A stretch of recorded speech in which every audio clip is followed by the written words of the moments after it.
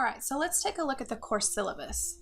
And to get to it, you're going to click over here on the left-hand side on the course information link. And you'll notice this first section of the course information page is the syllabus, the schedule, and the visual course map. And this first one here on the list is the course syllabus. So you'll click on the click here link to download the PDF. And because it's a PDF, you may have to click on run this time. And it's going to open up in a nice printable document for you to print out and keep next to your computer throughout the semester. But let's just kind of dive into this document. So you'll recognize a syllabus from all of your previous coursework. It basically outlines the policies, the procedures, and the context for the course. And it starts here with my contact information. So you'll see that my direct line is listed, as well as my fax, and the place you can find me if you're ever here on the Stephenville campus. This last line here about email, I prefer if you email me within the Blackboard class, within the Blackboard course, because if you email me outside to my Tarleton account, it could get lost in the sea of other emails that I get. And so if you email me just within the Blackboard course, it helps keep things a little bit more organized. You'll see our program goals listed here. And as a faculty, we strive to really prepare you to identify, evaluate, and investigate best practices in C&I, to apply those best practices, and to be able to effectively communicate theories and best practices to your colleagues. You'll also find the course description, the catalog description, as well as a course goal. And the goal of the course is really to help you demonstrate competency in designing effective online learning environments. There's going to be a lot of hands-on application based activities in the course that are going to let you get in and actually apply the knowledge that you learn. So I'm looking forward to meeting the course goal. In terms of learning outcomes, we want you to be able to identify current trends and tools for effective online learning environments, identify the theories of effective pedagogy in those environments, and then be able to articulate the best practices for course structure, look and feel, and opportunities for interaction. In terms of skills, we want you to be able to develop and implement a project plan, a course map, sort of a bird's eye view of a course, to demonstrate techniques for designing courses that you could hand off to someone else and they could effectively teach, and systematically update from semester to semester, and then actually role play as a course developer. So to actually experience the application of developing an online course, and you're going to get a chance to do that in your own actual development course. So you here in the next week or so, you're going to see another course appear on your course list that's just sort of your development course that you'll be enrolled as an instructor designer in. And that's where you'll actually get to have some of that hands-on application. The required textbooks are Van Selinsky's Essentials of Online Course Design. It's a good book. You're going to get lots of value out of it, so definitely worth the purchase. And you can shop around. I've given you the ISBN number here, so whether you decide to use the university bookstore or Amazon or another site is up to you.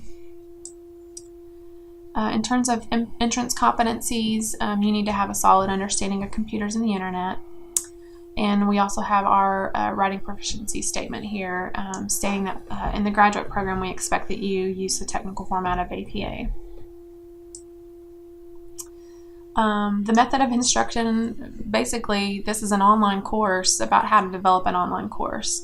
And I'm excited because we're getting to use the new Blackboard Learn 9 system, and it has lots of bells and whistles, but it's definitely been a learning curve for me this summer, figuring out where the new features are and how to use them, but it's a great system and I'm excited about you guys getting to use it too. Okay, once again I want to emphasize how important this number is, this Blackboard Help Desk number. give them a call whenever you run into anything in the course technical related. So they have remote software where they can log in and see your screen from home, like from your house, and take over your screen and fix whatever issues you're having. So whether that's a computer configuration problem, installing Java, the correct version of Java, correct version of Flash, you have your pop-up blocker on. There's likely to be lots of little things that you run into like that, and they're great at answering those types of questions. So I always want you to use them as the first line of defense. And then, of course, you can always call me too if you feel like they're not remedying the problem, or if it's not really technical related and more content related, give me a call. But definitely want you to have this this number written down next to your computer.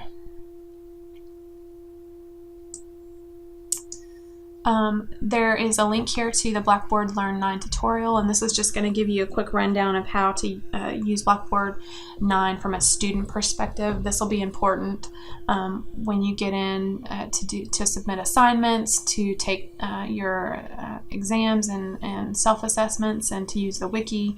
So definitely go through this tutorial here.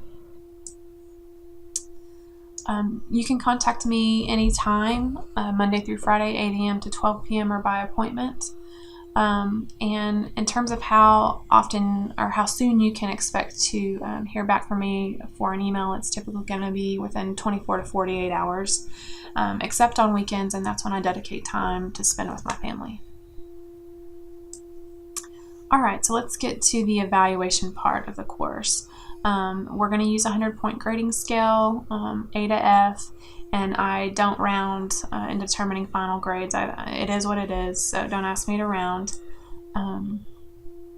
This is how the assignment of grades is distributed, and I've tried to kind of spread it out because each deliverable is of equal importance. So let's go through each of the descriptions of the deliverables below. So your Key Points Wiki is going to be where we collectively as a class develop a knowledge base of key points and related resources. And for those of you that don't know what a wiki is, Google it first, but it's basically a dynamic web page that we each can collectively edit and add content to. So the Key Points Wiki is going to be a big portion of the course. The course foundation assignment is going to require you to do that bird's eye view where you develop a course map and a course syllabus and a course outline. The exemplary course review is a group assignment where you'll actually review 3 of the Blackboard exemplary course winners. And that's going to be where those designers give you a tour of their course, and you're going to evaluate the course based on strengths and weaknesses in the context of the course standards in our textbook. We're going to have a 1-hour synchronous session using Blackboard Collaborate, and that'll be later in the semester. It's only going to be an hour, and we're going to find a time that's pretty well good for everyone. But I want to give you a chance to see how synchronous learning works.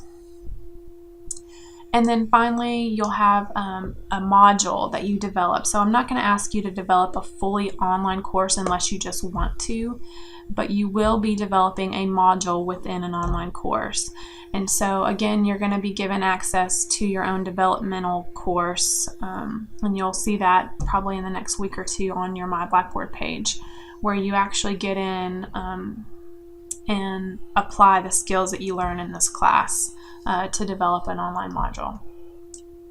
A couple of notes here: I don't do extra credit, kind of like the rounding issue. It is what it is. Don't ask for extra credit. You either do it or you don't.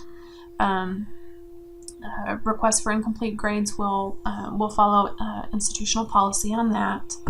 And this third note is just about how a syllabus is a study planning document, and it can change based on circumstances of the semester. There's not a provision for making up a missed assignment, so be sure you get it in early to avoid missing deadlines. and take a look at the course topics outline here. Just a minute, we'll go through the course outline that's a little more fleshed out than this, but this just gives you a quick view of the course week by week. We have the ADA statement here, and I've built this course with universal design principles in mind. But if you have a disability that you need to discuss, please feel free to contact myself or Ms. Trina Guy, who's the director of our Student Disability Services here on campus. Once again, we have the standards of conduct and academic honesty that we expect of you as graduate students, and I'll let you read through that, as well as professionalism standards that we expect of you as CNI graduate students.